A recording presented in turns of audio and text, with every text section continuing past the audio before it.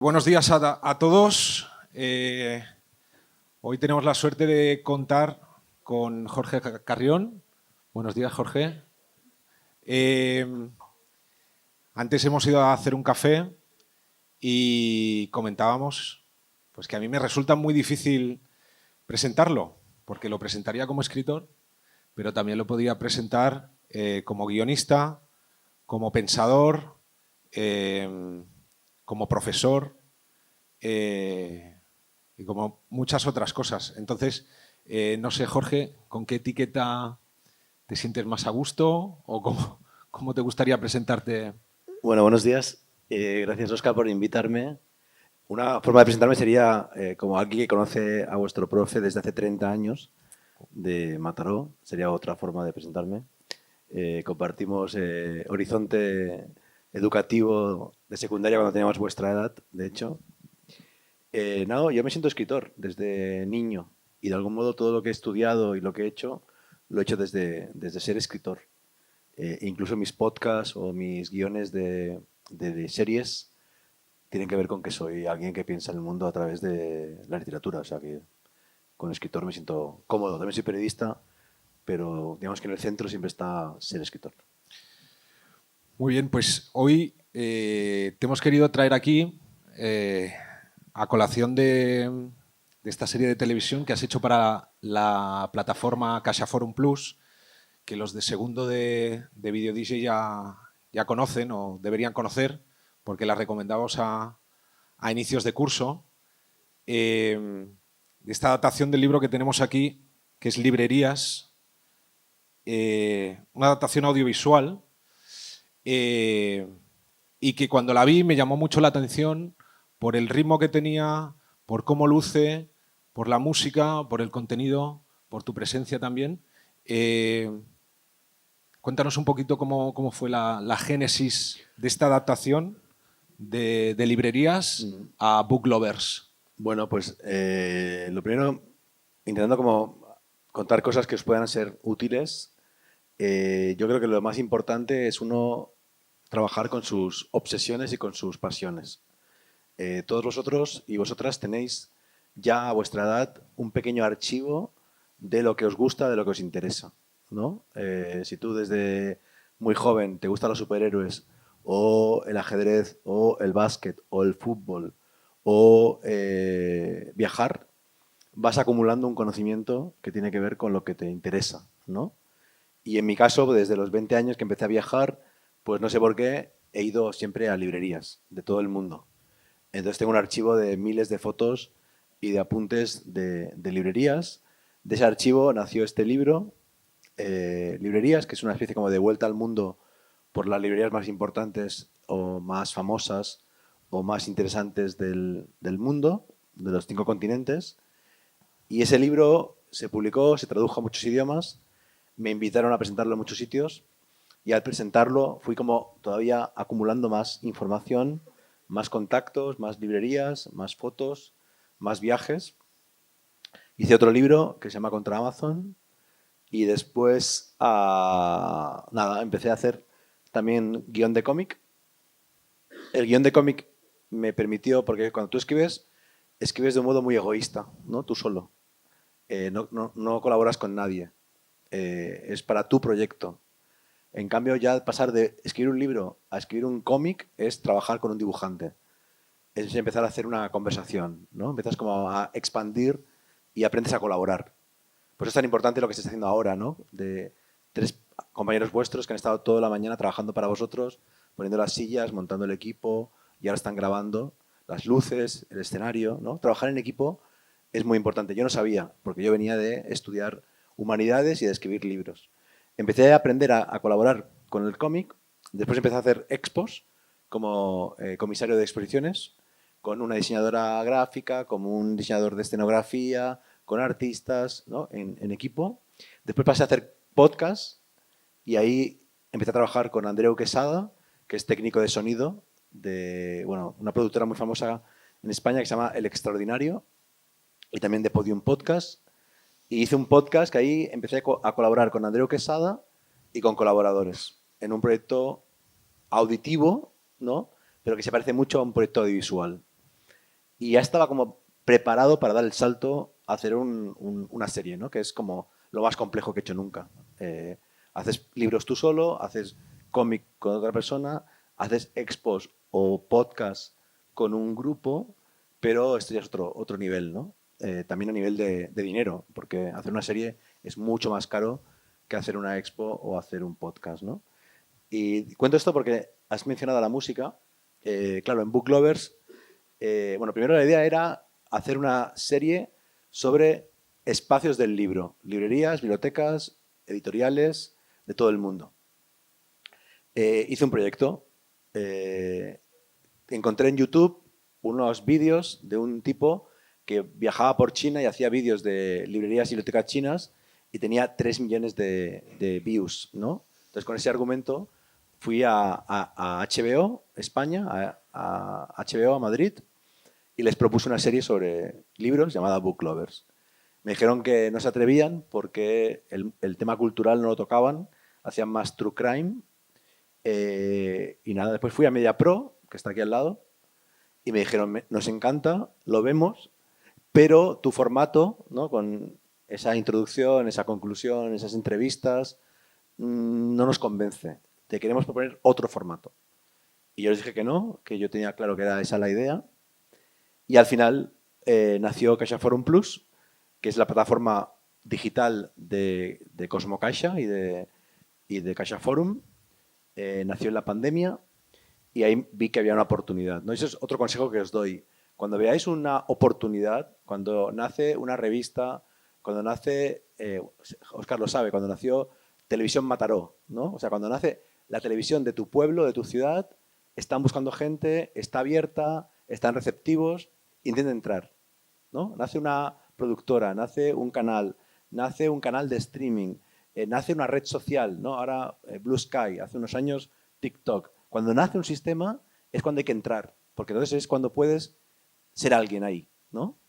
Y bueno, yo vi que nacía Caixa Forum Plus, les dije, tengo este proyecto, les encantó, me lo compraron y ahí pues llamé al productor, que además es quien hace los collages, Espera Ortín, junto con un artista colombiano, a Pepe Guevara, que es el director, que hasta ahora solo había hecho videoclips, y él es el que va con un grupo de música mexicano muy famoso, Café Tacuba, va de gira con ellos, hace las fotos y los vídeos de Café Tacuba. Y a mí me gustaba mucho Pepe y trabajamos muy bien juntos. Y para la música y el audio llamé a Andreu Quesada, que había hecho conmigo el podcast Solaris y el podcast Ecos para Podium Podcast. Y con ese núcleo empezamos a pensar la serie. Y la verdad es que fue muy bien. Fue un proyecto muy, muy bonito. Ya lo veréis que suena muy bien, está muy bien montado, es una delicia y también que tiene un ritmo extraordinario. Cada capítulo dura unos 35 minutos aproximadamente y desde aquí os animamos a que os veáis toda la serie, ¿vale? Hoy veremos un capítulo, pero os podéis ver la serie entera. Y luego también hablaremos de otros proyectos después del visionado. Ahora procederemos al visionado. Y después del visionado hablaremos, pues evidentemente, del capítulo que vamos a ver. Y después hablaremos de otros proyectos de Jorge, como son el podcast de Solaris, que obtuvo el premio Ondas al mejor podcast experimental, los cómics y lo que os apetezca, ¿vale?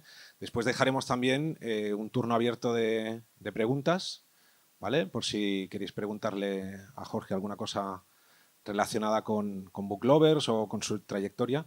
Pensad que también nos ha interesado traer hoy a Jorge porque él, de hecho, estudió Humanidades, la carrera de Humanidades. Una carrera que cuando nosotros estudiábamos mucha gente decía que no servía para nada, etcétera, etcétera, o acabará siendo profe de castellano, cualquier cosa de estas, ¿no? Y entonces, uno de los grandes méritos de Jorge ha sido que siempre se ha sabido, primero, reinventar, ¿vale? Antes se ha presentado como escritor, pero es muchas cosas más. Ha organizado exposiciones, ha sido comisario, se ha metido en el mundo del cómic, en el mundo del podcasting y muchas otras cosas que no sabemos o que llegarán en el futuro, y que se ha sabido también adelantar. adelantar. Primero recuerdo con el tema de las series, con Teleshakespeare, con esta edad de oro de las series de televisión, con Los Soprano, Mad Men, Breaking Bad, pues él se encargó de hacer una recopilación de ensayos, y después con todo el tema tecnológico, con Solaris, estos podcasts que reflexionan sobre el mundo contemporáneo y sobre cómo puede evolucionar la sociedad con todo esto que nos está pasando de la inteligencia artificial, etcétera, etcétera. O sea que es una persona con la que se puede hablar prácticamente de todo. Si no quieres aportar nada Solo más. os digo por qué hemos elegido este capítulo. A mí me gustaría mucho hablar con vosotros del tema técnico, ¿no? Vamos a ver el capítulo y después, si queréis, hablamos de cómo se hizo el capítulo, más a nivel de cuántos técnicos teníamos, cómo fuimos a Buenos Aires, cuántos días de rodaje, cuánto cuesta cada día de rodaje, cuánto dinero cuesta hacer una serie. Si queréis, hablamos de todo eso. Hemos elegido Buenos Aires porque es para mí el mejor capítulo de la serie, y es el mejor en parte porque yo viví en Buenos Aires un año y conozco muy bien la ciudad, y en parte porque es el último capítulo que hicimos. O sea, ya sabíamos hacer la serie, ¿no? Que también es algo raro. O sea, tú empiezas a hacer una serie y el primer capítulo que ruedas todavía no sabes cómo hacerla. Estás aprendiendo mientras lo haces, ¿no? Y al final, pues claro, ya tienes una trayectoria, ya tienes una dinámica y ya eres capaz de hacer algo más cerrado. Los 5 capítulos creo que están bien. Los mejores son Lisboa y Buenos Aires. Los dos son Madrid, Barcelona y Ciudad de México. Y bueno, miradlo. Si queréis tomar notas mentales de temas técnicos, de música, de audio, de personajes, de entrevistas, os explico cómo se hace una entrevista y cómo se edita. La edición la hicimos Pepe Guevara y yo de todos los capítulos. O sea, todo lo que es técnico y de cocina, lo que no se ve, si queréis lo comentamos después cuando acabe el capítulo. Bien, pues acabamos de ver el capítulo de Buenos Aires de Book Lovers. Le comentaba ahora a Jorge que es una delicia. Yo estaba intentando encontrar algún resumen, alguna manera de referirme a este capítulo, y la palabra que se me ha venido a la cabeza es sensualidad. No sé si estará de acuerdo Jorge, pero todo, esos recursos que aprendéis los de segundo de Video DJ, que hemos estado trabajando en primero, todos esos recursos audiovisuales como las transfocales, las panorámicas, la música, importantísimo. Suenan algunas notas de tango de fondo, hay mucha música. El montaje acompasado, que lo pudisteis poner en práctica el curso pasado también, este curso. Pues nada, hacen que prácticamente el capítulo salte de la pantalla, que prácticamente lo puedas tocar, lo puedas oler, esas texturas. Esas escenas de animación a mí me han parecido deliciosas. Y luego al final este breve resumen, ¿no? Con frases más importantes, el texto. No sé, Jorge. Bueno, sí, o sea, por un lado, el ritmo era muy importante, ¿no? O sea, sabéis que vivimos en un mundo saturado de estímulos, de vídeos, de contenidos. Es súper difícil que alguien que empieza un contenido lo acabe. Por eso ahora todas las series de Netflix empiezan con un flash forward a un asesinato, ¿no? Porque quieren retenerte como sea. Y por tanto, nosotros queríamos que fuera una serie con mucho ritmo, ¿no? De modo que, por un lado, la banda sonora, que es ese ritmo que se repite al principio y al final, es de Andreu Quesada, inspirada en The White Lotus, un poco de percusión y, ¿no? y como irónico, divertido. El tango es de librería y ahí hay todo un problema brutal porque tienes que hacer como música original o jugar con músicas hechas con IA o usar una IA para que te disfrace una música y la SGAE no te persiga y te haga pagar derechos que no puedes pagar. No puedes usar ninguna música con derechos de autor. Pero el ritmo, más allá de la música, es un ritmo visual y efectivamente muy de texturas, ¿no? Hay desde el hecho de que, fijaos que todos los personajes, menos yo, tocan libros. Es muy táctil la relación con el libro, muy amorosa, muy de pasión por la lectura. Y después hay muchas texturas que están adrede. Por ejemplo, el collage tiene muchas texturas, no es un collage, es un collage hecho a mano y después animado, porque es el modo de que tenga 3 dimensiones. Y para mí era muy importante que hubiera texto, ¿no? Porque es una serie sobre leer, y el texto en cada capítulo cambia el fondo, el color. Aquí es azul porque es el tema del mar y del puerto. En Barcelona es el verde porque es el tema vegetal. En México es el rojo porque es el volcán. O sea, en cada capítulo hay una paleta de juego cromático. Y aquí, fijaos que la textura del azul es rugosa, porque queríamos que fuera también tridimensional, ¿no? O sea, todo muy pensado. Y lo que decías de la edición acompasada, a mí eso, personalmente, porque vengo de los libros, no me gusta tanto. O sea, yo no creo que haga falta cambiar de plano cada 3 segundos, pero Pepe insistió mucho y lo respeté, que para eso es el profesional. Pero también hay un ritmo más de guión, ¿no? Que es, cada capítulo empieza con un artista y acaba con un artista. La que habéis visto es una editora que hace libros con cartón, manualmente, Eloisa Cartonera. Empieza y acaba con un artista. Después hay un material que son las entrevistas. Habitualmente son 3 entrevistas. Aquí Leila Guerriero, Miguel Ávila y Francisco Garamona. Hay 2 collages con voz en off mía. Eso lo hago para no salir tanto yo y que haya un hilo conductor. Después hay 3 intervenciones mías, 3 monólogos en 3 lugares. Y si os fijáis, en el centro del capítulo hay un collage visual en el cual aparece otra vez la artista del principio, para que haya una estructura, ¿no?, que sostiene el capítulo. Y también hay eso que decía Óscar, como un resumen, que se me ocurrió viendo una serie infantil con mis hijos. Una serie que se llama Sherlock Jack.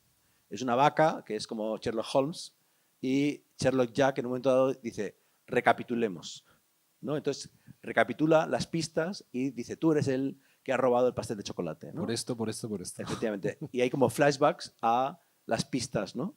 Y pensé, claro, vamos a plantear cada capítulo por esto del ritmo y de conseguir que el espectador se quede como un misterio, ¿no? Yo hago unas preguntas al principio para interpretar la ciudad y al final vamos a resolver el caso diciendo, bueno, en este caso, porque es traducción, ¿no? Pero claro, lo interesante es que mis monólogos y la voz en off está escrita en el guión. Todo lo demás no tienes ni idea de qué va a pasar. O sea, tú no puedes saber qué van a responder tus entrevistados. Aunque yo los he estudiado, he hablado con ellos, hemos hecho preproducción, pero después está la entrevista y no sabes qué van a decir. Entonces, claro, haces la entrevista, cada entrevista dura unas 2 horas, se transcribe, tienes unos 20 folios de respuestas y de esos 20 folios eliges un folio, 8 fragmentos y montas un discurso que en este caso yo me di cuenta de que todos hablaban de su padre. Francisco Garamona nunca lo cuenta, pero sus padres fueron desaparecidos por la dictadura argentina.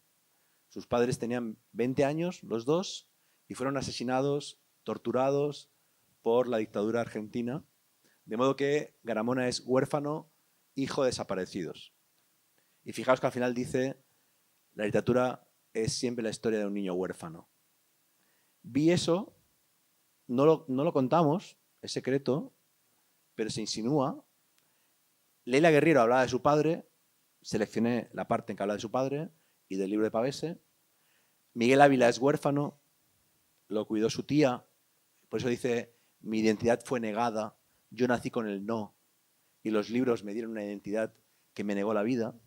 Pero todo eso lo supe después con las entrevistas. O sea, tú creas el guión en un documental a posteriori, seleccionando los materiales y dándoles un sentido que en la realidad no tienen, ¿no? Entonces, todo lo organicé para que fuera la traducción, el tema, y para que fuera la orfandad, el tema secreto.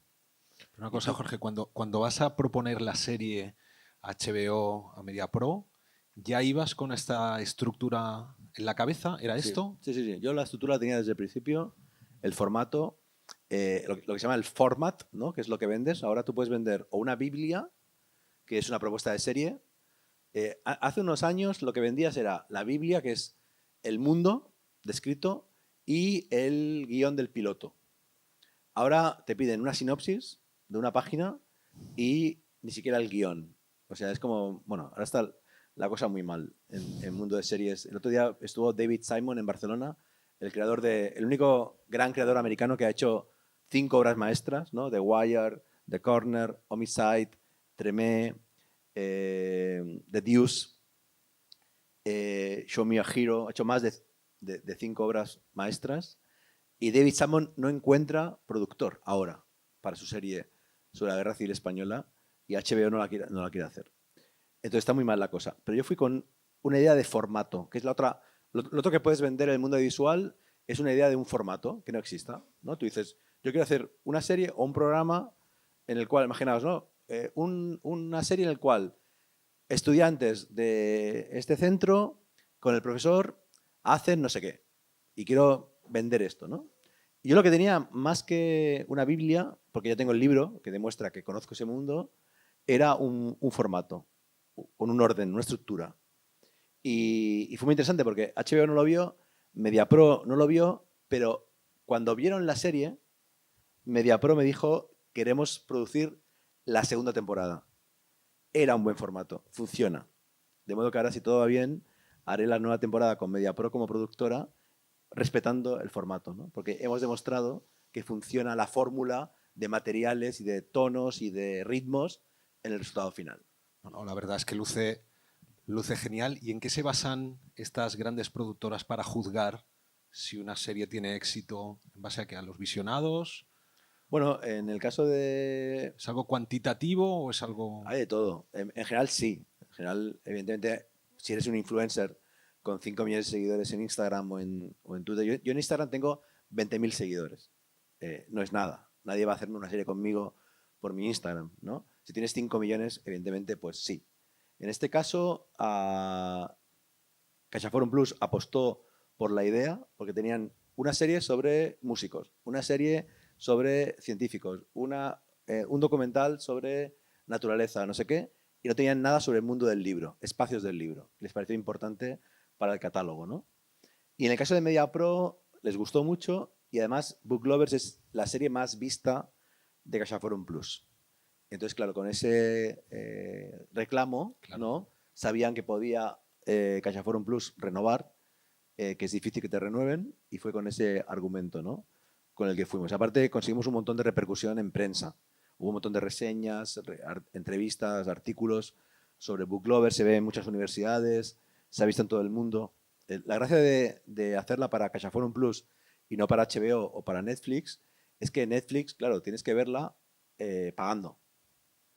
Y CaixaForum Plus está en todo el mundo gratis. Filming solo la puedes ver en España pagando. En cambio, CaixaForum Plus, esta serie se ha visto en 80 países. Y además está subtitulada al portugués y al inglés, de modo que, bueno, incluso nos presentamos a los premios Emmy a ver si conseguimos algo. Porque, claro, con subtítulos en inglés optas a que te vea cualquier persona de todo el mundo. Bueno, ¿y cuánto tiempo de producción te supuso dar a luz esta primera temporada de Book Lovers? Desde que tienes la idea, desde que pasas por las productoras, hasta que Es 1 año y medio. se publica. 1 año y medio de trabajo. Los rodajes en España eran más fáciles. Después fueron 3 viajes, ¿no? A Buenos Aires, a Lisboa y a Ciudad de México. Y en cada ciudad el director Pepe Guevara estaba 10 días y hacía todos los recursos. El dron, que aquí en Barcelona nos pusieron multa porque no dan licencia para dron y lo hicimos ilegalmente y nos pillaron. Eso lo hacía Pepe Guevara. Hacía 5 días de scouting, ¿no? O sea, ir a ver lugares, conocer las librerías, conocer los entrevistados. Y después conmigo 5 días de entrevistas y escenas conmigo. 10 días de rodaje. 5 días él solo, con una cámara. Y 5 días con un equipo de un iluminador, una productora en el terreno, una persona de transporte y catering y un sonidista. El sonidista de este capítulo fue el mejor que tuvimos. Ha hecho series muy famosas en Argentina. Trabaja para Netflix. Entonces en cada ciudad cambiábamos de equipo. Los que estábamos fijos éramos el director Pepe Guevara y yo. ¿Y hasta qué punto estuviste presente en la postproducción de cada Mucho, mucho. Lo capítulo? hicimos juntos. O sea, después de rodar, se transcriben las entrevistas. Eso ahora ya lo hace una IA. Es bastante rápido. Hay que leerlo, seleccionar, hacer el guión definitivo. Pero ahí yo no podía saber qué recursos tenía Pepe. Entonces él me iba como proponiendo y después yo miraba cada escena y le decía esto sí, esto no, aquí hay una sombra, aquí añade esto, busca esto. Por ejemplo, ¿habéis visto cuando Leila Guerrero habla de que fue a Turín al hotel donde se suicidó Pavese? Pepe decía que faltaba algo. Y ahí nos inventamos en otro capítulo, que están todos, las Polaroid. Eso es otro recurso, otra textura, ¿no? Unas fotos Polaroid. Habitualmente son fotos que hizo él en el rodaje, pero ahí me dijo, oye, faltan fotos de Turín. Yo hace 15 años hice un reportaje para La Vanguardia sobre Pavese, sobre Turín, tenía esas fotos, se las envié y las puso, ¿no? Y eso fue mano a mano eso es lo más pesado, ¿no? Son 6 meses de trabajar hasta que tienes todo, ¿no? Él hizo las músicas, Andreu había hecho el diseño de sonido, el máster de sonido y la música de la banda sonora. Entonces es un trabajo bastante pesado de artesanal, ¿no? Eh, Aprovecho la pausa para recomendaros que os veáis toda la serie para comprobar esto que está comentando Jorge de los cambios de textura, cambio de color, etcétera, etcétera, porque así podréis juzgar todo lo que está explicando. Y ahí veréis, si veis la serie, veréis que el mejor capítulo es este y el de Lisboa. ¿Por qué? Porque hay emoción, hay mucha emoción. Aquí Miguel Ávila habla de su infancia. Se me ocurrió que era importante una tertulia, ¿no? Y ver que la literatura tiene que ver con la fiesta, con la noche, con beber. Se nota que Garamona está un poco borracho en el sofá. Pero bueno, también eso es la vida, ¿no? Y hay emoción. En Lisboa hay emoción, por ejemplo, porque sale la viuda de José Saramago, un escritor premio Nobel portugués, y se emociona y llora. Hay emoción, ¿no? Y eso es lo difícil, porque tú no sabes cuando vas a rodar qué va a pasar, ¿no? Y veréis que el capítulo más neutro, bueno, y en Lisboa también el protagonista tiene cáncer, se murió de hecho a José. Y en cambio en Barcelona, que es la ciudad que mejor conozco, que es la ciudad en la que estuve más tiempo rodando, nadie confiesa nada, nadie habla de su mundo interior, nadie se emociona, ¿no? Creo que es una cosa de los catalanes, Muy contenidos. que somos más contenidos. Entonces, para mí es el peor capítulo porque le falta ese grado de confesión Bueno, y de vida interior, la ¿no? verdad es que el testimonio este de Ávila llega Claro, al corazón. los tres hablan de su familia y, ¿no? de sus amigos y tal. Y después otra cosa muy importante de una serie como esta es que quizá yo habría puesto otras librerías que son más importantes o otras bibliotecas, pero la serie evidentemente decide la fotogenia, decide lo visual. Tú tienes que elegir porque sea espectacular, ¿no? Aunque luzca. Elegimos en todas las ciudades lugares que van a quedar muy bien en cámara, ¿no? Y eso es muy importante también hacerlo. Yo el año pasado hice un programa de televisión en la 2 con Berto Romero que se llama Ovejas Eléctricas. Si lo veis en la web de la 2, que está todo el programa, veréis que somos 5 colaboradores que hablamos con Berto y hicimos prueba de cámara. O sea, nos llamó el director, pero fuimos a Madrid a una prueba, a un casting. ¿Por qué? Porque si tú en cámara no das bien, no puedes, ¿no? Pues lo mismo aquí con los espacios. O sea, había que buscar espacios que la cámara pudiera captar su importancia y su belleza. Pues hablando de espacios, ¿tienes pensado ya las ciudades para la segunda temporada? Sí, ahora estamos en la parte más pesada de hacer una serie o cualquier proyecto, un podcast, una serie, una expo, lo que sea, es conseguir el dinero. Esta temporada costó 300.000 euros. una expo del CCCB cuesta 200.000 euros. Un podcast que esté bien cuesta entre 20.000 y 50.000 euros. Si todo el mundo que trabaja cobra razonablemente un sueldo, ¿no? Esta serie tiene aviones, tiene hoteles, tiene seguros, tiene drones, tiene equipo local. Bueno, son muchas horas de producción y de montaje. Entonces, eso es lo que más cuesta.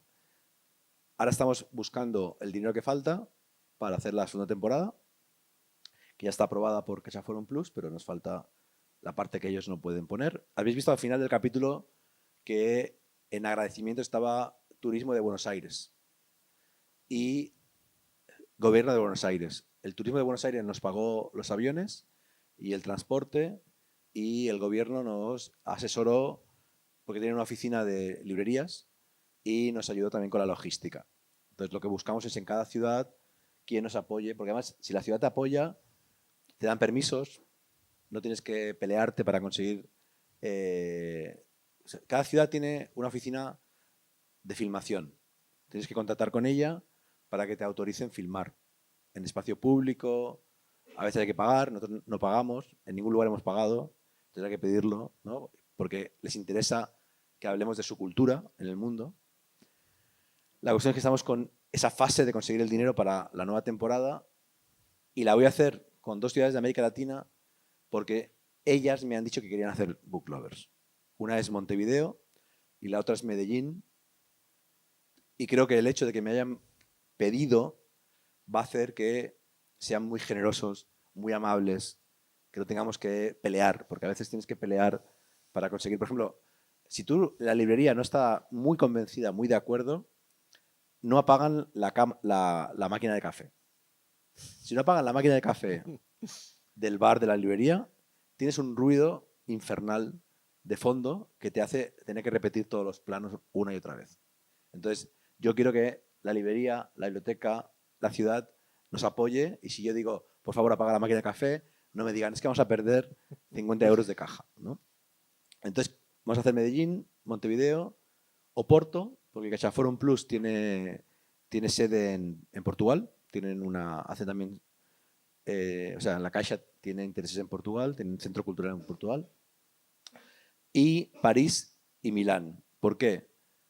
Porque de Europa, o cerca, tenía Tánger, Londres, París, Milán, Nápoles, Roma.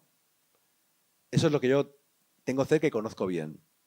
Pero ¿qué pasa? Que estuve en Navidad en París con mi familia y el año pasado un día en París, y hace 2 años estuve en Milán 2 días. ¿Qué hice? Ya hacer el guión allí de Book Lovers. Si no, tendría que ir a Tánger o a Nápoles a hacer el guión. Ya tengo el guión hecho, de modo que nos ahorramos ese dinero de viaje y ese tiempo. Y yo funciono así. Yo fui a Montevideo en octubre y como vi que había interés, ya hice todo el scouting, miré todos los lugares, elegí a todos los protagonistas y ya lo tengo hecho, ¿no? Entonces nos ahorramos dinero y tiempo si aprovecho viajes personales para avanzar la nueva temporada. Y en Oporto está la librería Lelo, ¿verdad? Que es para los fans de Harry Potter, si hay alguno en la sala. ¿Algún fan de Harry Potter en la sala? ¿Harry Potter? ¿Lo conocéis? Bueno, pues la librería de Hogwarts, de las películas, está basada en la escalera de... Eso es mentira, es un fake, es un bulo que hizo que esta librería se fuera muy famosa, porque Rowling vivió en Oporto, y lo que sí que está inspirado en Oporto es cómo visten los estudiantes de la Universidad de Oporto, que es igual que los de Hogwarts. Pero lo otro es mentira. Con la capa... Sí, negra. Lo otro es mentira, pero Lelo nunca lo desmintió. Ah, y jugó a favor. Entonces, le jugó a favor. Rowling no dijo nada, Lelo no dijo nada. Lelo es la sede oficial de los eventos de lanzamiento de los libros de Harry Potter. Se hizo muy famosa cuando Oporto se volvió una ciudad muy turística, y ahora recién empiezan a decir en entrevistas que no hay relación directa con, ya tenemos información. con Hogwarts.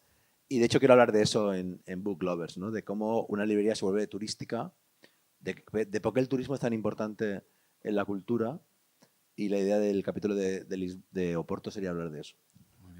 No lo hemos comentado, pero si alguien tiene alguna pregunta relacionada con Book Lovers, Con Book Lovers o con lo que queráis, con de lo que cualquier queráis, sí, si no, inquietud, idea, proyecto vuestro proseguiremos. o cosas técnicas. Bueno, se nota mucho que el director, el realizador de los capítulos, tenía experiencia en el videoclip con Café Tacuba, porque tiene este pulso, ¿no? para montar y para Sí, dotar de ritmo el capítulo, que es difícil. sí, además como que se proponían como retos, ¿no? ¿Habéis visto una escena en una librería en eterna cadencia que yo voy caminando alrededor de una mesa?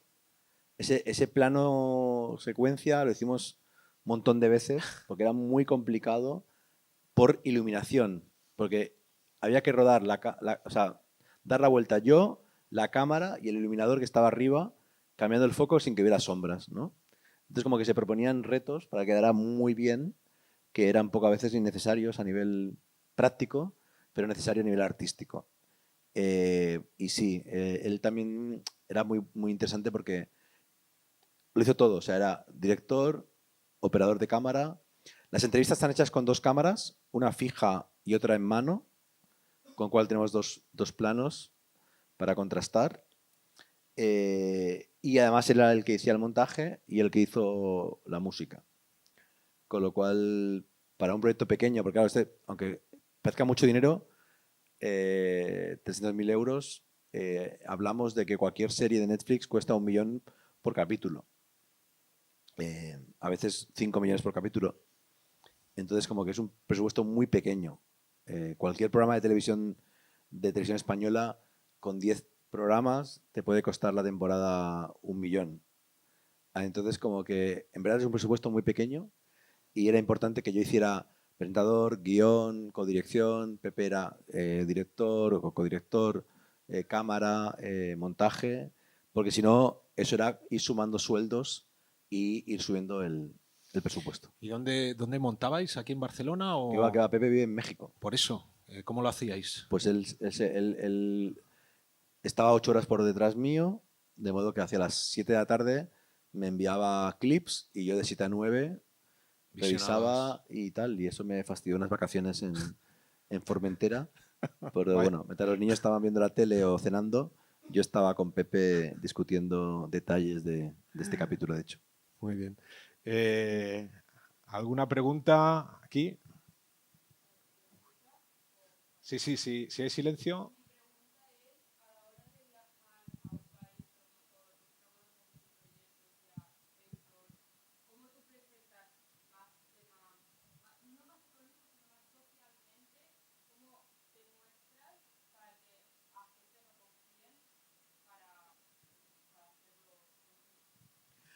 La verdad es que yo tengo la suerte de que sí que soy conocido en América Latina. Este libro tiene muchos lectores allí, de modo que cuando envío un email a cualquier persona del mundo de la cultura me conocen.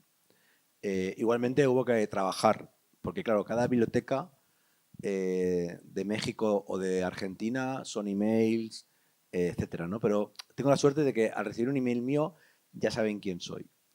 No obstante que hay que comunicar, uno, que no pagamos, porque muchas librerías o bibliotecas se alquilan para rodajes, y que por tanto es una cuestión cultural, y dos, que nos den margen para trabajar cómodamente, y eso no es fácil de conseguir. Esos son emails, Zooms. El otro día hice un Zoom con Medellín, con el director de las bibliotecas de Medellín, para convencerlo, bueno, él ya estaba convencido, pero para decirle, bueno, ojo que esto es esto y esto, y es muy importante todas estas cuestiones, ¿no? Y después solo hago ciudades que conozco mucho. Buenos Aires estuve viendo un año, he ido como 20 veces, Ciudad de México también, y Medellín he ido como 5 veces, y Montevideo he ido como 15 veces, de modo que conozco a fondo las ciudades. Y eso es muy importante para cualquier cosa. O sea, no habléis de lo que no conocéis. O sea, hay que hablar de lo que uno conoce, de lo que uno tiene un vínculo personal, porque se nota la impostura. O sea, si tú no, o sea, yo con Garamona yo en esa librería he estado un montón de veces, de noche, de día, en 3 locales distintos. Si tú vas por primera vez a un sitio, se nota que eres como un paracaidista, ¿no? Entonces yo creo que es muy importante que cuando promováis un proyecto, sea un proyecto que os implique, que tenga que ver con quiénes sois, con vuestra familia, con vuestro origen, con vuestros viajes, con vuestros gustos, con vuestras pasiones. Y eso va a lo del principio que os decía del archivo. Tú tienes un archivo de lo que te apasiona. Se nota si un proyecto lo haces porque estás implicado profundamente en él o en cambio lo haces de un modo superficial. Gracias. Aitán, ¿alguna pregunta más? Bueno, si no, va avanzando el tiempo y no queríamos dejarte escapar sin hablar de Solaris, el podcast que creaste y que obtuvo el premio Ondas al mejor podcast experimental, en el cual os invito a escucharlo. Os invito a escuchar Solaris, Ecos y Gemelos Digitales, que son las obras radiofónicas que hasta hoy ha hecho Jorge y que las podéis encontrar en cualquier plataforma. Yo la escucho por Spotify, pero las podéis encontrar en ebooks, me parece también, y cualquier otra plataforma. Solaris es un podcast, él lo llama ensayo sonoro, ¿vale? Es curiosa esta definición, un ensayo sonoro sobre el mundo que está por llegar, ¿no? Sobre el futuro, y en el cual es muy curioso porque Jorge dialoga con lo que entonces llamaba un algoritmo, ¿verdad? Se llama ella, un algoritmo, que hoy podría ser una inteligencia artificial, pero él se avanzó en su momento, dialoga con una inteligencia artificial y bueno, van saliendo diferentes colaboradores sobre un tema en concreto, ¿no? ¿De dónde surge esta idea? Y bueno, pues esta creatividad y esta puesta sonora también, porque también es que tenéis que escucharlo, ¿eh? Hoy no dará tiempo, pero os recomiendo que lo escuchéis porque la verdad es que hay varias actrices, efectos de sonido, músicas, como intentamos trabajar aquí cuando estamos haciendo radio. Recordad los efectos sonoros, los recursos, etcétera, etcétera. ¿De dónde surge esa riqueza, la idea y la puesta sonora? Mira, hacer una serie es muy difícil y quizá podéis hacer una web serie o una serie en TikTok y puede ir muy bien y puede ser vuestra carta de presentación, pero es difícil. En cambio, hacer un podcast os puede dar comunidad, audiencia, seguidores y es mucho más fácil. Entonces, por eso hay muchas series actuales que son adaptaciones o de videojuegos o de podcast, porque ya tienes una comunidad, ¿no? Y eso hace... Ahora se va a estrenar en Netflix El Eternauta, que es una serie basada en un cómic, ¿no? Bueno, y tuve la suerte de que me invitaron a hacer un podcast por mis libros, desde Podium Podcast. Hice Solaris. Podium Podcast es la marca del grupo Prisa. Sí, de podcast. Grupo Prisa, posiblemente el grupo mediático más importante de España y parte de Latinoamérica, Cadena Ser, etcétera, etcétera. Movistar. De hecho, Solaris lo hicimos en los estudios de Cadena Ser, que grabamos ahí para que sea gratis, no haya que pagar un estudio, ¿no? Pero bueno, aquí tenéis estudio de podcast, o sea, podéis hacer podcast a ese nivel profesional tranquilamente. Bueno, Solaris nació por una invitación y el guión es mío, la voz es mía, con actrices y con colaboradores, pero el audio es de Andreu Quesada, que antes he mencionado, y es alucinante porque cada capítulo es de un tema sobre el siglo XXI, temas muy, muy contemporáneos, por ejemplo, la terapia, las plataformas,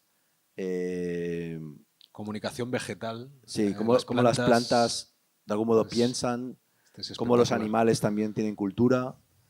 Y cada capítulo, hay un capítulo sobre porno, cada capítulo está hecho con música original para ese capítulo.